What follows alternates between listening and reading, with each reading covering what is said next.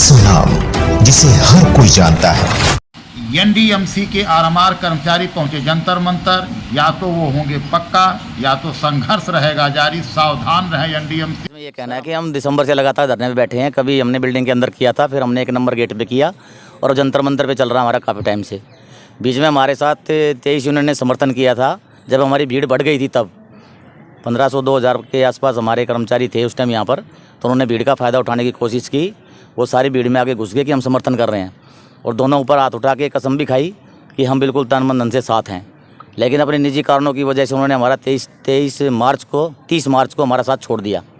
Return में दे दिया chairman साहब को कि हम इनके साथ नहीं हैं, हम हमारा समर्थन वापस ले रहे हैं। तो मैं तो ये कहना चाह रहा हूँ इसमें कि अगर तुम्हें ऐसे अपने स्वार्थ पूरा करना था तो भाई इन 4500 बंदों को क्यों परेशान किया, इनकी रोजी रोटी क्यों छीन लिया आप लोगों ने। ये बेचारे गर्मी में धूप में पड़े हैं यहाँ पर इतने दिन से, तो आपको थोड़ी बहुत भी शर्म नहीं आई क्या? अरे कुछ तो सोचते कि अपना फ़ायदा करने के लिए तुम औरों का नुकसान कर रहे हो। ये कहाँ का न्याय है भाई? और फिर तुम अभी भी चौड़े होकर घूम रहे हो, हमने ये कर दिया, हमने वो कर दिया। अरे कुछ करके दिखाओ। नज़र आ रहा है ना सर कि ये इतना बड़ा आश्वासन देके और बीच में छोड़ के भाग गए। और एनडीएमसी की जो चेयरमैन साहब हैं, क्या वो यूनियन के कहने पे ही न्याय होगा? जबकि अरविंद केजरीवाल यहाँ से विधायक हैं, मोदी जी का भी घर एनडीएमसी कर्मचारी ही साफ कर रहे हैं जी। तो ये लोग सबकी बात करते हैं, तो ये जो आरएमआर कर्मचारी क्या उनको दिखते नहीं हैं? ये सवाल तो मैं भी पूछना चाहता हूँ प्रशासन से और दिल्ली सरकार से कि ये आरएमआर कर्मचारी हैं, ये कोई बाहर से तो आने रखे हैं, ये भी एनडीएमसी का हिस्सा है। अवार्ड तो लेते हैं चेयरमैन साहब कि पूरी नई दिल्ली को साफ करा, ये करा, वो करा, इतना रेवेन्यू आया। जब ये कर्मचारी काम ही नहीं करेंगे कहीं पे जाके तो रेवेन्यू कहाँ से आएगा? काम तो दिन रात खून पसीना तो बहाए ये लोग, और अवार्ड ले अपना हमारे चेयरमैन साहब, डायरेक्टर, सेक्रेटरी मैडम, उनको अवार्ड मिल रहे हैं। बड़ी अच्छी बात है, हमें दुख नहीं है कि उनको अवार्ड मिला, लेकिन कम से कम इन बच्चों के बारे में तो सोच लो जो बेचारे यहाँ भूखे प्यासे बैठे हैं। कुछ यूनियन जो है कभी बीजेपी के साथ घूमती है तो कभी आम आदमी पार्टी के साथ घूमती है, कुछ लोग कांग्रेस के साथ घूमते हैं। ये क्या केवल राजनीतिक बनने के लिए यहाँ पे एनडीएमसी भी यूनियन खोले हैं या यहाँ के कर्मचारियों के हित के लिए खोले? सर वो उनकी अपनी अपनी सोच है, उनको जैसा ठीक लगता है वैसा कर रहे हैं और वो करते रहेंगे। यूनियन का काम क्या होता है ये तो उनको पता होना चाहिए कि एम्प्लॉयर और एम्प्लॉय के बीच की बात करना होता है, जो रजिस्टर्ड यूनियन होती हैं। ठीक है जी, हम तो उसी जो संविधान लिख के आता है, वहाँ पर संविधान भी लिखा जाता है। जब यूनियन रजिस्टर्ड होती है तो उसमें जो सारी चीज़ें लिखी जाती हैं हम तो उसी पे काम कर रहे हैं। और पहले दिन से ही मैं इनके साथ बैठा हुआ हूँ और अब भी बैठा हुआ हूँ और जब तक मैं बैठा रहूँगा इनके साथ जब तक ये काम नहीं होगा। कर्मचारियों के लिए क्या संदेश देना चाहेंगे? आप तो जंतर मंतर पे बैठे हुए हैं, तो क्या कहना चाहेंगे? मैं तो अपने कर्मचारियों को यही कहता हूँ कि भाई आपके अधिकार की लड़ाई है, कोई भीख नहीं मांग रहे किसी से। अपने अधिकार की लड़ाई के लिए तो कोई भी लड़ सकता है ना। तो हम यहाँ किसी से बदतमीजी कर रहे हैं, हम तो अनुशासन में बैठ के अपना आराम से रोज़ प्रकट करते हैं अपना कि हम चेयरमैन साहब से गुहार लगा रहे हैं। और जो हमारी सांसद हैं यहाँ की मीनाक्षी लेखी जी, उनसे हम गुहार लगा रहे हैं कि मैडम कम से कम इन बच्चों का भला कर दो, सब आपके हाथ में है। आप इनके लिए थोड़ा सा सोचोगे तो इनके बच्चे दुआएं देंगे। परिषद में एक आरएमआर कर्मचारी से 14 सालों से मैं भी वर्क कर रहा हूँ यहीं हॉर्टिकल्चर डिपार्टमेंट में जी। तो आज आप लोग धरने पर बैठे हैं, तो क्या ड्यूटी छोड़ के बैठे हैं या ड्यूटी कर रहे हैं? जी सर, आज के सर वैसे तो हम काफ़ी महीने से बैठे हुए हैं, और लेकिन सर हम पिछले महीने भी 15 दिन एब्सेंट पर रहे थे, अपने अधिकार के लिए लड़ रहे हैं। और अब भी एक हफ्ता हो गया सर हम एब्सेंट पे चल रहे हैं। हम सुबह अपना 9 बजे यहाँ जाते हैं, सब अपने अधिकार के लिए, आरएमआर से परमानेंट के लिए। आप देख सकते हैं पीछे बैनर में भी हम सर काफ़ी सालों से संघर्ष कर रहे हैं डिपार्टमेंट में, मेहनत और लगन से कार्य भी कर रहे हैं। डिपार्टमेंट को बहुत अच्छा साफ़ सुथरा बनाते हैं, नंबर 1 बनाते हैं। हम सर प्रशासन से बस एक ही गुहार लगा रहे हैं, इतने दिनों से यहाँ पे बैठे हैं भूखे प्यासे।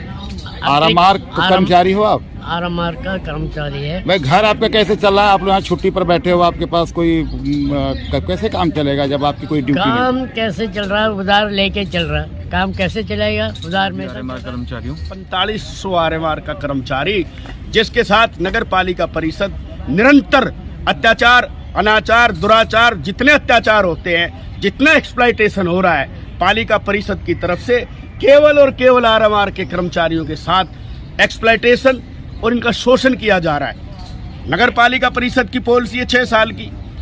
6 साल की पॉलिसी बनाई इन्होंने कि 6 साल के बाद आरएमआर के कर्मचारी को पक्का कर दिया जाएगा। अपनी पॉलिसी को नहीं मानते। इन्होंने 1 अगस्त 2020 में एक फैसला लिया काउंसिल ने कि 4500 आदमियों को हमने पक्का कर दिया। अखबार में दे दिया, टीवी में दे दिया मुख्यमंत्री ने, और अखबार टीवी में दे के उन्होंने जो पोस्टर निकाल दिए, और वो हताश बैठा है कर्मचारी।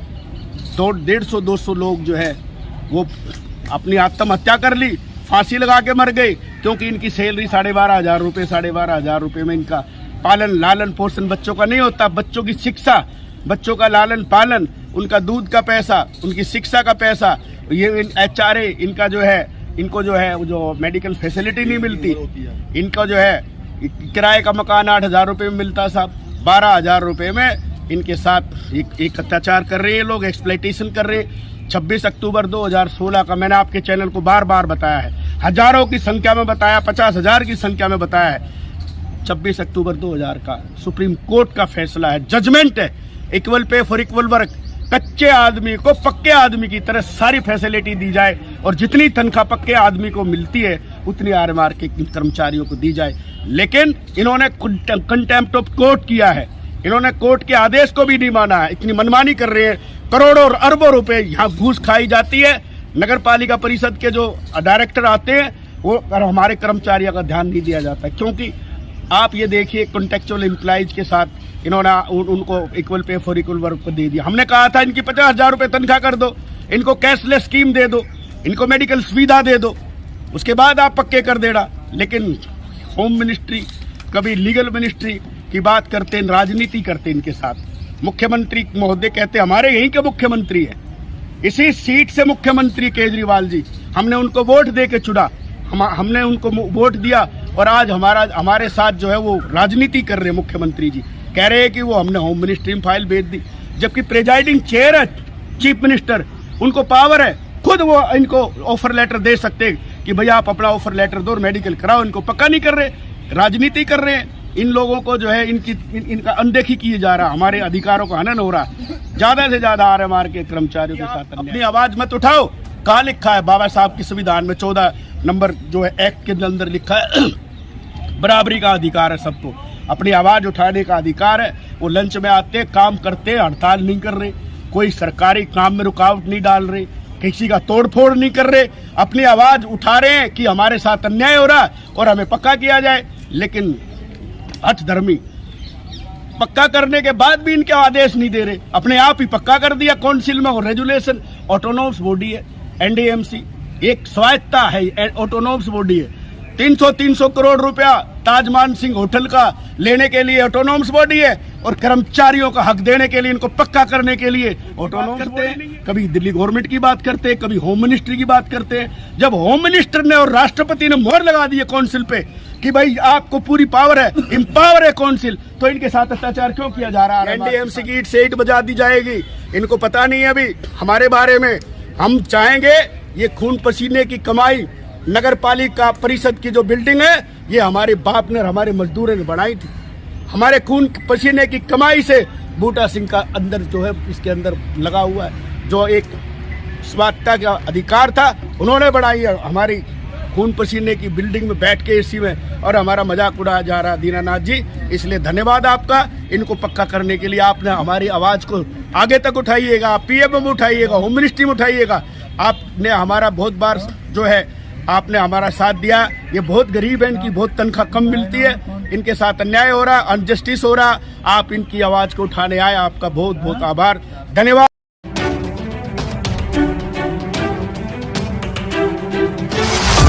मीडिया इंडस्ट्री में एक ऐसा नाम जिसे हर कोई जानता है,